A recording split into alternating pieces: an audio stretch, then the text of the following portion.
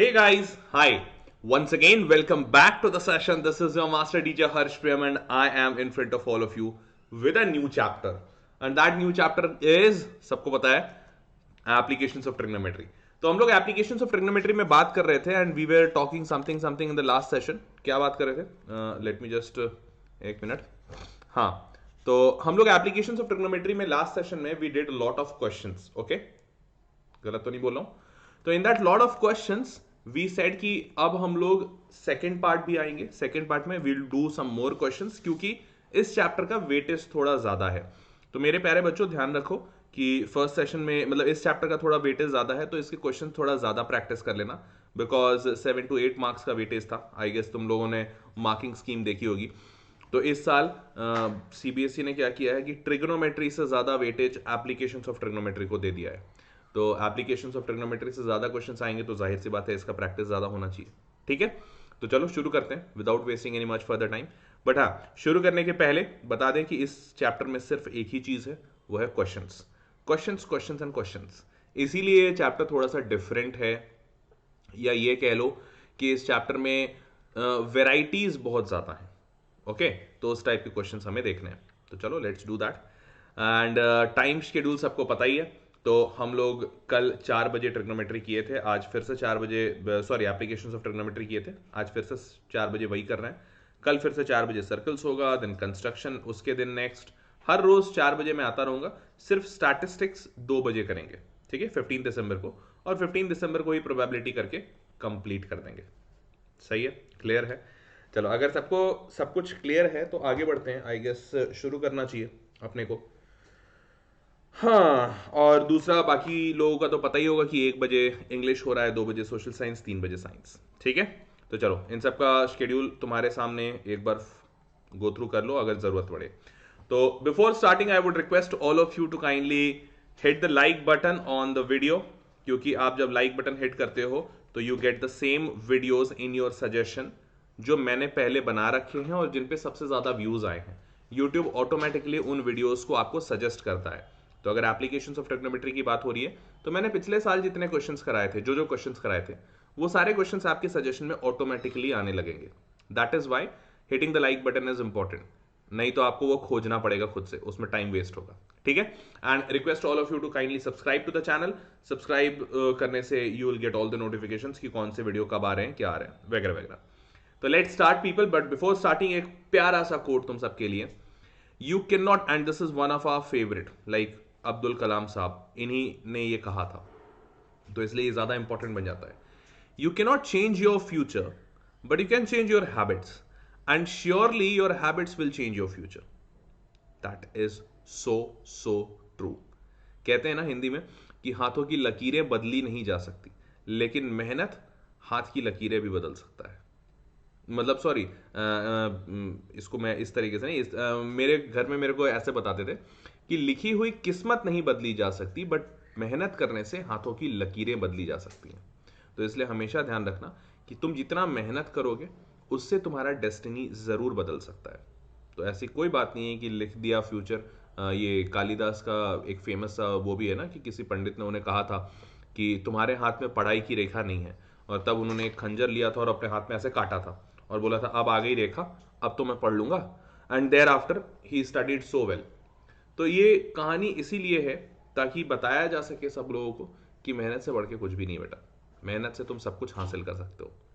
ठीक है, चलो आगे बढ़ते हैं. तो here is the first question for all of you. पहला क्वेश्चन सिंपल सा क्वेश्चन कहता है, in the given figure tower A B is 20 metres high and B C its shadow on the ground is 20 root 3 meter long. So this is 20 root 3 meter long and this is 20 meter high.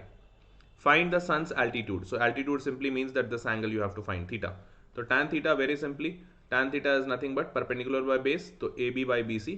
AB by BC का मतलब ये हो गया कि आप यहाँ पे लिखोगे ये होगा 20 अपॉन 20 रूट 3. तो 20 अपॉन 20 रूट 3, 20 कैंसिल हो गया, वैल्यू आ गया 1 बाई रूट 3. tan की वैल्यू 1 बाई रूट 3 कहाँ होती है, तो that is theta equals to 30 degree. Simple सा आंसर आ गया. फाइन, चलो, तो बड़ा सिंपल सा सोल्यूशन था, 30 degree, and we got the answer. Okay, moving ahead. अगला question, if an electric pole is 10 metre high, a steel wire tied to the pole of the tied to the top of the pole is affixed at a point on the ground to keep the pole upright. कई बार ऐसा होता है ना, जैसे आपका electric का पोल लगाया गया तो आपने देखा होगा कि इस इलेक्ट्रिक पोल को ऐसे बांधा भी जाता है ताकि ये इलेक्ट्रिक पोल बिल्कुल सीधा खड़ा रहे, ऐसा नहीं इधर गिर जाए। इधर से भी बांधते इधर से भी बांधते, दोनों साइड से, इजंट इट? ठीक है, और इसके ऊपर से ऐसी इलेक्ट्रिक वायर पास करती है। तो क्वेश्चन कह रहा है if the wire makes an angle of 45 degree with the horizontal through the foot of the pole, मतलब ये जो तार बांधा गया ये वाला, ये अगर 45 डिग्री बना रहा है ग्राउंड के साथ, तो find the length of wire, मतलब इसकी वैल्यू बताइए। तो इस ट्रायंगल में आपको बेसिकली हाइपोटेनस बताना है और इलेक्ट्रिक पोल 10 मीटर हाई है। साफ साफ दिख रहा है, यहां ट्रिग्नोमेट्री लगाने की भी जरूरत नहीं है। कैसे? 90 डिग्री पे पोल है, अगर ये 45 डिग्री है then surely this is also going to be 45 degree. तो इफ दिस इज 10 मीटर्स का पोल, तो this length base will also be 10 metres, base भी आपका 10 मीटर, परपेंडिकुलर भी 10 मीटर। पाइथागोरस से ही आंसर आ जाएगा कि length of the wire, length of the wire क्या होने वाला है, दैट इज पाइथागोरस थ्योरम के हिसाब से 10√2 मीटर्स। ट्रिग्नोमेट्री से निकालोगे तो भी उतना ही आएगा, बट मैं आपको बता रहा हूं कि सिंपली आ जाएगा 10√2 मीटर्स, सिंपल एक नंबर में। ओके चलो, तो सेम आंसर है 10√2। √2 की वैल्यू चाहो तो पुट कर सकते हो 1.414, नहीं चाहो तो एज इट इज भी छोड़ सकते हो। ओके नेक्स्ट क्वेश्चन, अगला सवाल कहता है the tops of 2 towers of height x and y standing on level ground subtend angle of 30 degree and 60 degree respectively at the center of the line joining the feet। तो क्या कह रहा है, tops of 2 towers of height x and y। तो देखो 2 tower खड़े करो, एक x मीटर का एक y मीटर का, ठीक है, कर दिया। Now standing on level ground subtend N angle of 30 degree and 60 degree respectively at the centre of the line joining their feet. तो सेंटर मतलब यहां बीचों बीच, यहां से ये टावर सबस्टेंड कर रहा है एक 60 डिग्री और एक 30 डिग्री। तो जाहिर सी बात है छोटा वाला 30 डिग्री सबस्टेंड करेगा, बड़ा वाला 60 डिग्री सबस्टेंड करेगा, ठीक है। Then find x is to y। तो आपको बताना है कि x इज टू y क्या होगा जब ये x है और ये y है, ऐसा है, और ये मिड पॉइंट है। तो आप मान सकते हो कि अगर ये b बेस है तो इधर वाला भी बेस b ही होगा, लेंथ दोनों का b होगा, ठीक है, कूल। अब देखते हैं मेरे बच्चे कि करना क्या है। तो करने के लिए आई गेस यहां पे सिंपल सी चीज है, tan 60 लिख दो। tan 60 क्या होता है, परपेंडिकुलर बाय बेस, तो tan 60 होता है x बाई बी। लिख दिया। tan 60 की वैल्यू क्या है, वो है √3। क्रॉस मल्टीप्लाई कर दो x x को इधर, b को इधर भेजो, तो x की वैल्यू क्या आ गई, √3b आ गया, बिल्कुल आ गया। अब दूसरे ट्रायंगल में लगा दो tan 30, तो tan 30 लगाया तो अगेन परपेंडिकुलर अपॉन बेस, तो y अपॉन बी, तो y अपॉन बी किया, tan 30 होता क्या है, वो होता है 1/√3। क्रॉस मल्टीप्लाई करो फिर से, तो क्रॉस मल्टीप्लाई करोगे तो इस बार सिर्फ b को इधर भेजो, तो आपकी y की वैल्यू आ गई b अपॉन √3। अब ध्यान से देखो, ये है y की वैल्यू और ये है x की वैल्यू। आपसे पूछा क्या गया है पूछा गया है x इज टू y। क्या पूछा गया है, x इज टू y। तो आप जैसे ही करोगे x अपॉन y, तो x की वैल्यू क्या हो गई, √3b, यही था ना x की वैल्यू, और y की वैल्यू अब थी b अपॉन √3। देखो ध्यान से, x की वैल्यू क्या थी, √3b, और y की वैल्यू थी b अपॉन √3। मैंने दोनों पुट कर दिया। अब इस √3 को ऊपर भेजो, तो √3 इंटू √3 वैल्यू क्या हो गई, 3b अपॉन नीचे b, तो b से b तो गया। वेरी सिंपली आंसर आ गया 3/1, दैट इज 3:1। तो x इज टू y की वैल्यू क्या आ गई, 3:1। यो बल्ले बल्ले। So this is x is to y। I hope you all understood that, did you? यहाँ पे इन्होंने 1:3 निकाला है, ऐसा कैसे? ओके tan 30, अच्छा 1:3 इसलिए हो सकता है, सॉरी 1:3 इसलिए हो सकता है, वेट अ सेकेंड, x वाले ने 30 सबस्टेंड किया, अच्छा मैंने गलती बना दिया बेटा। देखो ध्यान से, क्वेश्चन कह रहा है कि एक टावर ने हाइट एक टावर हाइट x का है और दूसरा टावर y का है। तो जो x वाला है उसने 30 डिग्री सबस्टेंड किया, क्योंकि ये जो रेस्पेक्टिवली है ना, ये बताता है कि पहला वाला पहले वाले के लिए होगा। तो हाइट x जो है वो टावर 30 डिग्री सबस्टेंड कर रहा है। तो मैंने यहां पे फिगर उल्टा बना दिया, ये x नहीं होना चाहिए, रादर मैं चेंज कर देता हूं, होना ये चाहिए कि ये y बनेगा आपका और ये x बनेगा इधर बाजू वाला। तो आप लिखोगे क्या कि ये है आपका y मीटर्स, ये है आपका x मीटर। tan 60 में आपको यहाँ पे y लगाना होगा, तो लेट मी चेंज एवरीथिंग, यहाँ से यहाँ से यहाँ से और कहाँ से, यहाँ से, ठीक है। तो इन सब जगहों पे आपको उल्टा लिखना होगा। आप यहाँ पे लिखोगे y अपॉन बी, तो y की वैल्यू √3b, और यहाँ से x बाई बी, तो x की वैल्यू b बाई √3, ये आपकी वैल्यूज आएंगी। और उसके बाद आपको x इस टू y करना होगा, तो ये दोनों उल्टा हो जाएगा। और उल्टा होते ही यहाँ पे आप, एक मिनट रुको मैं लिख ही देता हूँ। हाँ, तो अगर यहाँ पे लिखें x की वैल्यू क्या आ रही थी, b अपॉन √3, और y की वैल्यू क्या आ रही थी, वो आ रही थी √3b, तो b से b कैंसिल हो जाएगा और ये आ जाएगा 1/3, 1/3। तो वैल्यू क्या आ गई, x इस टू y का 1:3। ये थोड़ा सा ध्यान रखना, मैंने ध्यान नहीं दिया था इस वर्ड का, रेस्पेक्टिवली। ये रेस्पेक्टिवली एक इंपॉर्टेंट वर्ड है, नहीं तो गड़बड़ हो सकती है, ठीक है। और मैं बता दूं, यहाँ पे 3:1 लिख देते तो नंबर कट जाता, तो ये मैंने जो गलती की, ये आप मत करना। मूविंग अहेड, तो ये 1:3 का आंसर आ गया। चलो अगला सवाल। The horizontal distance between two poles is 15 metre. दो पोल के बीच का जो हॉरिजॉन्टल डिस्टेंस है वो 15 मीटर है, अच्छी बात है। The angle of depression of the top of first pole as seen from the top of second pole is 30 degree.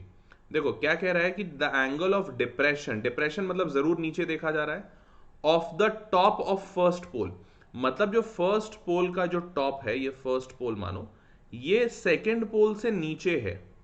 और ये मैंने कैसे कॉन्टेम्पलेट किया या कैसे पता किया, क्योंकि लिख रहा है top of first pole as seen from the top of second pole.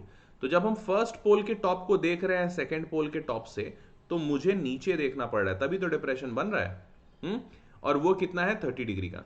तो अगर वो यहाँ पे 30 डिग्री है, तो यहाँ पे भी अगर मैं इसको डॉटेड लाइन ऐसा बना दूं, तो ये भी 30 डिग्री आ जाएगा विदाउट एनी डाउट, ठीक है।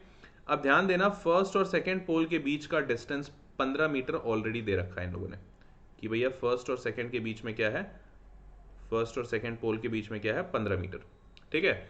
If the height of the second pole is 24 metre, second वाले पोल का 24 मीटर का हाइट है, 24 मीटर्स का। तो अगर ऐसा सिचुएशन है, तो क्वेश्चन पूछ रहा है then find the height of the first pole, पहले वाले पोल का हाइट बताइए। तो एक चीज सिंपल समझो, अगर ये 15 मीटर है तो बिना डाउट के ये भी 15 मीटर होगा, इसमें तो कोई डाउट नहीं है, क्योंकि ये 15 है तो ये भी 15 होगा। अब ये परपेंडिकुलर क्या मैं निकाल सकता हूं, यहां से लेके यहां तक की वैल्यू आई गेस निकाल सकता हूं, सिंपल है, tan 30 लगाना है आपको, तो लगाओ पहले tan 30। तो tan 30 क्या होता है, परपेंडिकुलर अपॉन बेस, बेस क्या होता है 15, और tan 30 की वैल्यू क्या होती है 1/√3। इस 15 को इधर भेजा, तो p इक्वल्स टू 15/√3, और सॉल्व करोगे तो ऊपर नीचे रैशनलाइज करने के बाद आ जाएगा ये 5√3, रैशनलाइज कर देना 5√3 आ जाएगा। अब आप जैसे ही p की वैल्यू निकाले हो, तो मेरे बच्चे ध्यान से देखो, फर्स्ट पोल की हाइट ऑफ फर्स्ट पोल, क्या आप ये समझ रहे हो कि इस पूरे 24 में से 24 में से अगर if you subtract p, 24 minus p, तो वही होगा हाइट। 24 माइनस p करोगे तो आ जाना चाहिए, बिल्कुल आ भी जाएगा, क्यों नहीं आएगा, ये आ भी जाएगा। समझ गए सारे बच्चे। तो 24 माइनस p करोगे तो you will get the value, and that is 24 minus p की जगह पे आपको क्या लिखना है 5√3। तो 24 माइनस 5√3 आपकी वैल्यू हो जाएगी। इतना ही सिंपल था। If the height of the second pole is 24 metre, तो find the height of the first pole. तो फर्स्ट पोल का हाइट 24√3। देखो इन लोगों ने भी वही सेम किया जैसे मैंने बताया था, ये 15/√3 हमारा भी आ रहा था, रैशनलाइज कर दिया √3 करके, तो वैल्यू आ गई 5√3, और इस 5√3 को सब्ट्रैक्ट किया 24 में, 24 माइनस 5√3, 5√3 की वैल्यू इन लोगों ने 8.66 निकाल लिया। तो तुम चाहो तो निकालो, नहीं चाहो तो एज इट इज छोड़ दो, कोई फर्क नहीं पड़ता, ये वाली वैल्यू फाइनल हो जाएगी, या तो 24 माइनस 5√3 या फिर 24 माइनस 8.66। कूल। चलो अगर ये बात समझ में आ गई तो आगे बढ़ते हैं। Okay, it's not over yet. तो जिन जिन बच्चों को मजा आ रहा है हमसे पढ़ने में, वेदांतु के बाकी मास्टर टीचर्स से पढ़ने में, and if you want to join Vedantu's classes, live classes Vedantu platform पे, जो कि it comes in pro subscription, तो what you will have to do, पहला तो क्या करना होगा, इससे इंपॉर्टेंट ये है कि क्यों ज्वाइन करना चाहिए, क्योंकि टीचिंग तो तुम्हें यहां भी मिल रही है, टीचिंग वहां भी मिलेगी। यहां भी लाइव होता है, कई बार लाइव नहीं हो पाता तो प्रीमियर होता है, वहां हमेशा 100% लाइव होता है वेदांतु के प्लेटफॉर्म पे। तो लाइव का एक फायदा है, like you can have unlimited live classes, तुम चाहो जब चाहो जहां चाहो जैसे चाहो लाइक लगा सकते हो, पहला फायदा। बट इससे ज्यादा बड़ा फायदा, जो मेजर फायदा है, वो है डाउट्स का, कि तुम लाइव सेशन में अपने डाउट्स पूछ सकते हो, जितने डाउट्स है वो क्लियर कर सकते हो। तो डाउट्स का सबसे बड़ा फायदा हो गया, ठीक है। तीसरा फायदा क्या, कि इन डाउट्स के बाद तुम्हें असाइनमेंट रोज मिलता है सो दैट कि तुम उसको सॉल्व कर सको।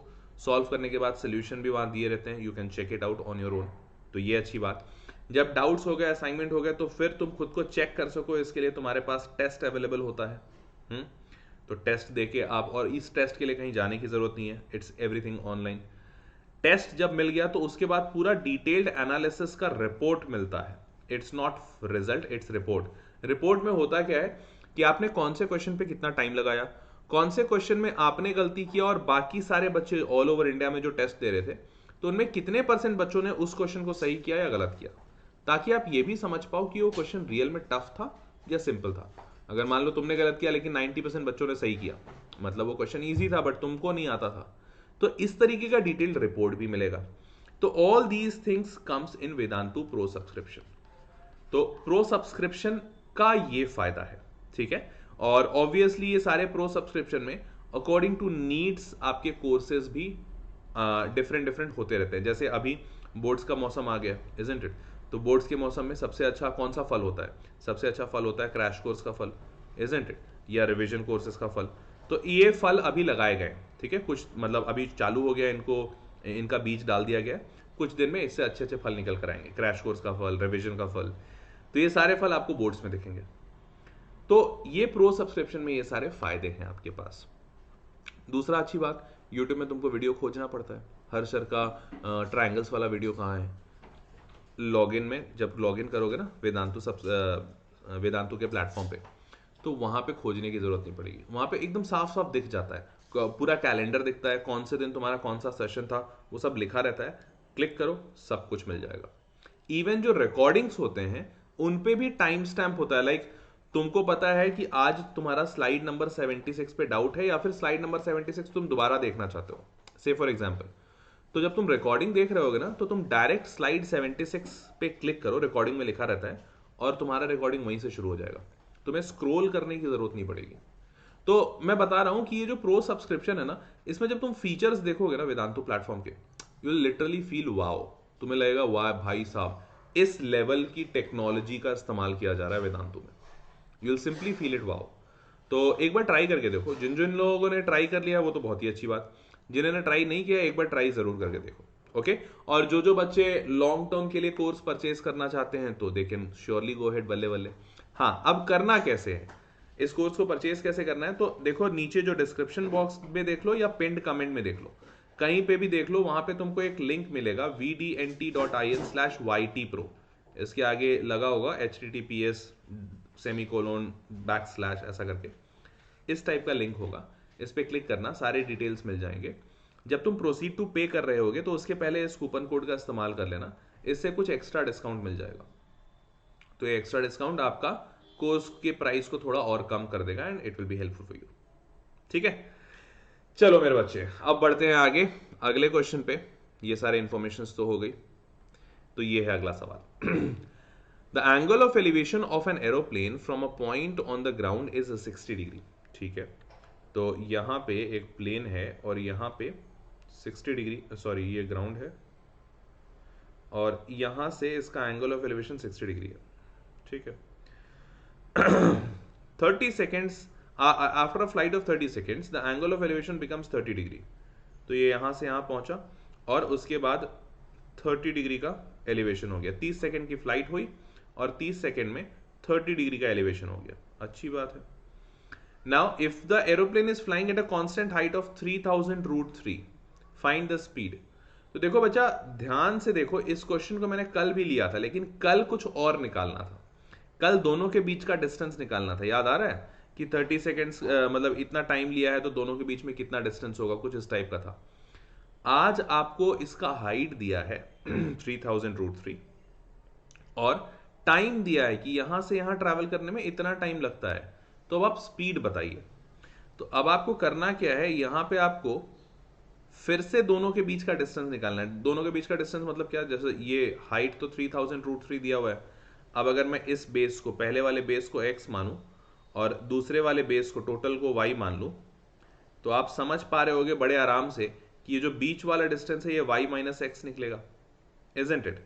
तो ये जो y - x निकलेगा, ये डिस्टेंस है और ये डिस्टेंस डिवाइडेड बाय टाइम करेंगे तो डिस्टेंस अपॉन टाइम ही तो स्पीड देता है, तो आपको स्पीड निकालना है। समझ गए? तो आपको यही क्वेश्चन, इस तरीके से ये क्वेश्चन पूछा जा सकता है। इट कैन बी ट्विस्टेड, और ये स्टार मार्क क्वेश्चन है क्योंकि ऐसे क्वेश्चंस काफी बार आए हैं, मतलब अक्सर देखा गया है कि ऐसे क्वेश्चंस आते ही आते हैं, तो इसलिए इस चीज को थोड़ा ध्यान रखना।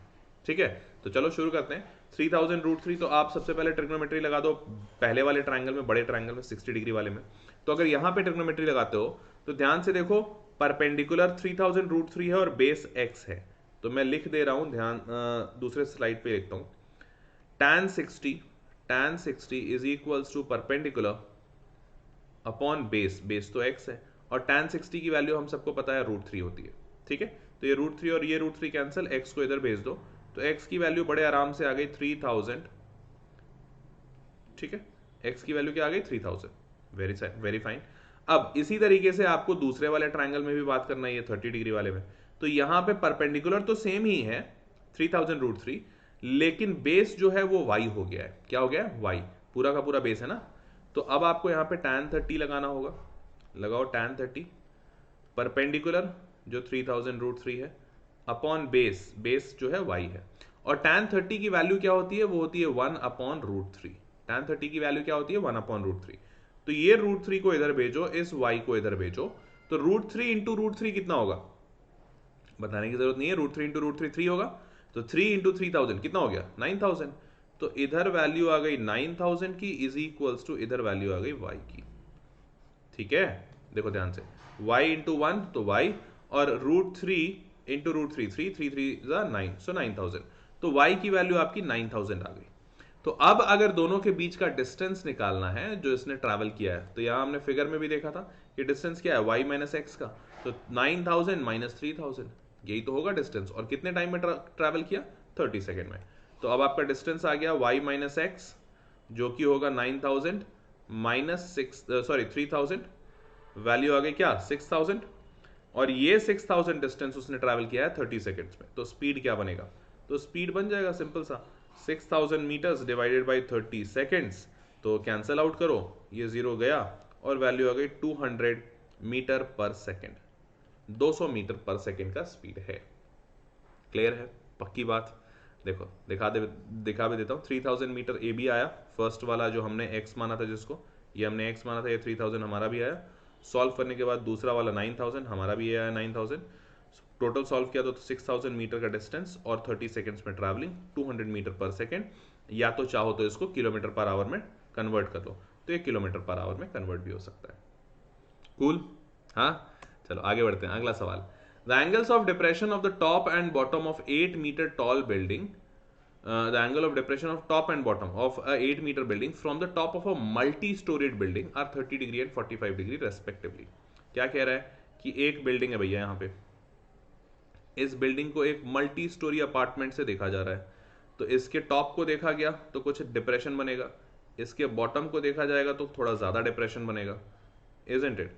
तो एक में ये जो छोटी वाली एंगल है 30 डिग्री दी हुई है, 30, और बड़े वाले एंगल को क्या दिया हुआ है? ये 45 दिया हुआ है। तो अगर मैं इसी को यहाँ पे रियलाइज करने की कोशिश करूंगा तो इधर से एक लाइन बना दो, तो ये वाला एंगल क्या हो गया? 30, और नीचे एंगल बना दो तो ये वाला एंगल क्या हो गया? 45। कूल। अब क्या कहता है क्वेश्चन? क्वेश्चन कहता है find the height of multi storey building and the distance between the two buildings.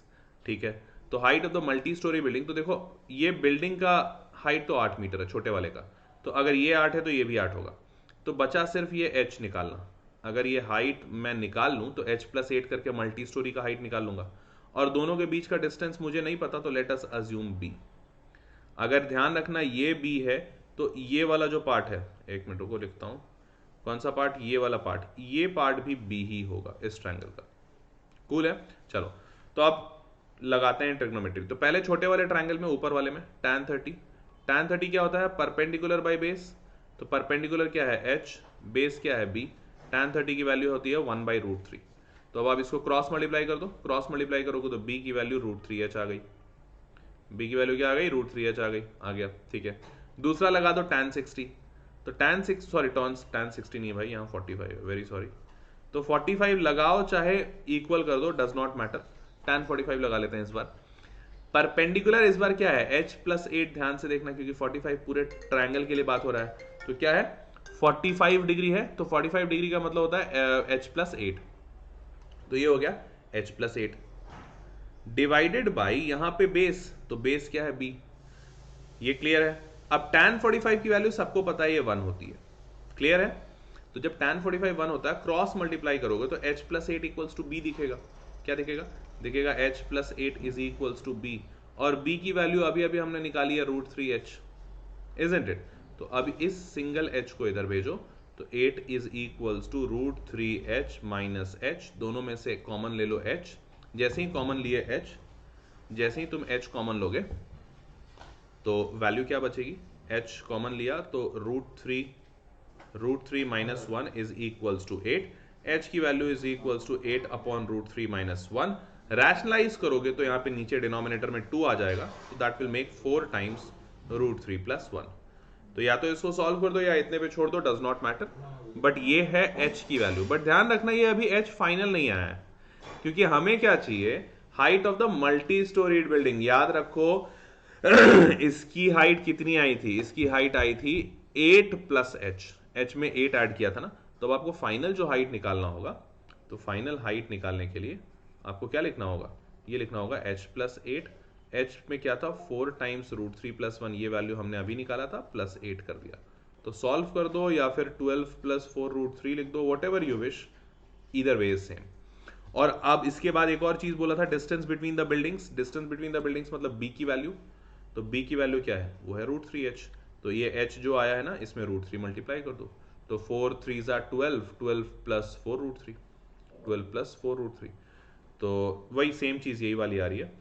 तो अगर मैं डिस्टेंस की बात करूं तो डिस्टेंस क्या है, √3b है, √3h है, यही था ना b, और इक्वल्स टू √3, h की वैल्यू क्या होती है, h की वैल्यू ये देखी हुई है 4 टाइम्स ब्रैकेट में √3 प्लस 1, तो अगर सॉल्व करोगे तो √3 4 3 12 एंड देन 4 प्लस 4 √3, मतलब मिला जुला के बेस और हाइट दोनों सेम आ गए। आना भी था, इसलिए आना था क्योंकि साफ साफ 45 डिग्री बन रहा था ना। तो अब अगर फाइनल देख लोगे तो इन लोगों ने पूरे को h माना है, ठीक है, does not matter, final value देखते हैं, तो फाइनल वैल्यू इनका क्या आ रहा है, तो h की वैल्यू जैसा हमने निकाला 4 √3 इंटू √3 प्लस 1 या फिर 12 प्लस 4 √3, यही आ रहा है हाइट हमारा भी 12 प्लस 4 √3 या 4 √3 इंटू √3 प्लस 1, और यही सेम चीज हो जाएगा डिस्टेंस भी 12 plus 4 √3, and that is going to be your solution. समझ गए मेरे बच्चों, आगे बढ़ते हैं। अगला सवाल अगला सवाल में फिगर दिया हुआ है, क्वेश्चन कहता है कि 1.2 मीटर टॉल गर्ल, अब देखो ध्यान से, हर बार कभी भी गर्ल का हाइट नहीं देता है, बट यहां पे स्पेसिफिकली उसने मेंशन किया है 1.2 मीटर टॉल गर्ल, मतलब आपको ये 1.2 मीटर कंसिडर करना है। Spots a balloon moving with a wind in a horizontal line at a height of 88.2। अब देखो इसने ऐसा वाला हाइट भी अटपटा दिया 88.2, तो जाहिर सी बात है यहां जो 1.2 है इसको माइनस करोगे, तो 88.2 में से 1.2 माइनस किया तो आई गेस 87 आएगा। ये 87 जो है ये हाइट ऑफ द बलून है, ये क्या है, ये है height of the balloon 87, cool. तो क्वेश्चन कहता है the angle of elevation of the balloon from the eyes of the girl at any instant is 60 degree, किसी एक इंस्टेंट पे पहला वाला 60 डिग्री है, आफ्टर सम टाइम, कुछ टाइम के बाद the angle of elevation reduces to 30 degree, find the distance travelled by the balloon during the interval. तो यहां से यहां के टाइम पे कितना डिस्टेंस बलून ने ट्रैवल किया, ओके देखते हैं। तो एक बात समझो, पहले तो ये 87 है तो ये भी 87 हो जाएगा, सेम हाइट माना गया है, ठीक है, तो कांस्टेंट अगर हाइट है तो 87 ये भी है, तो अगर ये 87 है तो सबसे पहले तो तुम tan लगा दोगे, tan 60 पहले वाले ट्रायंगल में, क्या लिखोगे, परपेंडिकुलर जो कि 87 है, बेस को अगेन पहले वाले को x मान लो और दूसरे वाले को पूरे को y मान लो, तो आपको दोनों के बीच का अगर डिस्टेंस चाहिए तो x माइनस वाई कर देना है। तो चलो सॉल्व करते हैं। तो tan 60 equals to 87 upon base, base x है, tan 60 हम सब जानते हैं कि ये √3 होता है, तो √3 इक्वल्स टू 87 बाई x, तो x की वैल्यू क्या हो गई, √3 को इधर लाओ और रैशनलाइज करो तो आई गेस 29 √3 आना चाहिए, अगर मैं गलत नहीं हूं तो x 29 √3 होगा। सिमिलरली आप tan 30 भी लगा सकते हो ये छोटू ट्रायंगल में यहाँ पे, तो tan 30 लगाओगे तो क्या होगा, परपेंडिकुलर अपॉन बेस, बेस क्या है फिर से y, क्या, तो परपेंडिकुलर 87 बेस y, tan 30 की वैल्यू क्या है, वो है 1/√3, 1/√3। तो इसको इधर भेजा, इसको इधर भेजा, जैसे ही दोनों को दोनों साइड भेजा तो y की वैल्यू क्या आ गई, वो आ गई 87√3। क्या आ गया, 87√3। तो बेटा x की वैल्यू आई है 29√3, x की वैल्यू आई है 29√3 और y की वैल्यू आई है 87√3, और हमें चाहिए दोनों के बीच का डिस्टेंस, क्योंकि ये है x और ये है पूरा y। तो हमें क्या चाहिए, y माइनस एक्स, बीच वाला डिस्टेंस चाहिए ना, तो y माइनस एक्स कर दो, सिंपल। तो 87 माइनस 29 कितना होता है, अगर 30 माइनस किया तो 57, 58 होता है, 58√3 आंसर आ जाएगा मीटर्स में। सही है, देखते हैं सोल्यूशन, देख लो। ये काट काट काट काट 1.2, देखो इन लोगों ने हर जगह 1.2 मैनुअली माइनस किया है, हम लोगों ने फिगर से ही पहले बार में ही माइनस कर लिया था, तो ज़्यादा आसान पड़ा हमारा। तो 57√3 माइनस 22, पता नहीं 22 कैसे किया, बट एनीवेज फाइनल वैल्यू इनका भी सेम आया 58√3, does not matter, final answer same आना चाहिए, और वो सेम है। ठीक है, समझ गए, पक्की बात। चलो, अगर समझ गए तो हम लोगों ने सारे क्वेश्चंस जितने हो सकते थे एप्लीकेशंस ऑफ ट्रिग्नोमेट्री के, वो निपटा दिए हैं। ये है आपका होमवर्क क्वेश्चन, तो सारे लोग प्लीज होमवर्क करें, और होमवर्क करने के बाद कमेंट में डालें। जो बच्चा सबसे पहले फर्स्ट, सेकंड, थर्ड, इन 3 बच्चों का नाम मैं स्क्रीनशॉट लेके अपने इंस्टाग्राम हैंडल पे डाल रहा हूँ, तो आप लोग वहाँ चेक भी कर सकते हो। तो जो बच्चे होमवर्क सॉल्व करके डाल रहे हैं तो प्लीज़ डालते रहिए, बिकॉज आपके नाम इंस्टाग्राम हैंडल पे आ रहे हैं। ठीक है, तो that is your prize. Now moving ahead, अब मैं मिलूंगा कल सर्कल्स चैप्टर के साथ 4 PM पे अगेन, सेम इसी टाइम पे। तो कल सर्कल्स के लिए रेडी रहिएगा। और इन सब चीज़ों के साथ अब टाइम आ गया अलविदा कहने का, अगले सेशन में मिलने का। तो मेरे प्यारे बच्चों, अब अगले सेशन में मिलते हैं। और जिन जिन बच्चों को मज़ा आया, जो वेदांतु के प्रो सब्सक्रिप्शन में इनरोल होना चाहते हैं, इधर अभी के लिए या अगले साल के लिए, तो मैं बता दूं, जो बच्चे 11th और 12th के लिए इनरोल होना चाहते हैं उनके लिए तो अच्छी बात यह है कि अभी 10th का क्रैश कोर्स, रिविजन कोर्स, ये उनको कॉम्प्लीमेंट्री मिल जाएगा। तो अगर 11th और 12th के लिए इनरोल होना चाहते हो तो मेरे को एक मेल कर देना harsh@vedantu.com पे। ठीक है, और जो बच्चे अभी सिर्फ क्रैश कोर्स लेना चाहते हैं तो वो बच्चे क्रैश कोर्स के लिए ये लिंक दिया हुआ है डिस्क्रिप्शन में, vdnt.in/ytpro, इस लिंक पे चले जाना, सारे डिटेल्स मिल जाएंगे, और पेमेंट के पहले ये कूपन कोड का इस्तेमाल करके कुछ डिस्काउंट भी ले लेना। ठीक है, तो प्रो सब्सक्रिप्शन में सारे के सारे क्रैश कोर्स और रिवीजन कोर्सेज का लाभ उठा सकेंगे आप। Cool guys, fine. So that was all people. Prices देख लो, ये इस तरीके के प्राइसेस हैं। HP प्रो लगाओगे तो किस तरीके के हो जाएंगे। ओरिजिनल प्राइस ऐसा है 2700 रुपए पर मंथ का, HP प्रो लगाओगे तो 2100-2200 रुपए पर मंथ पड़ेगा। तो आई गेस इससे फायदा है, और प्राइसेस ठीक ही ठाक हैं, तो you can apply that. Okay, तो मूविंग अहेड मेरे प्यारे बच्चों, आज के लिए इतना ही था। हिट द लाइक बटन, और अब मिलते हैं अगले सेशन में। तब तक के लिए शुभ रात्रि, शबा खैर, बाय बाय पीपल।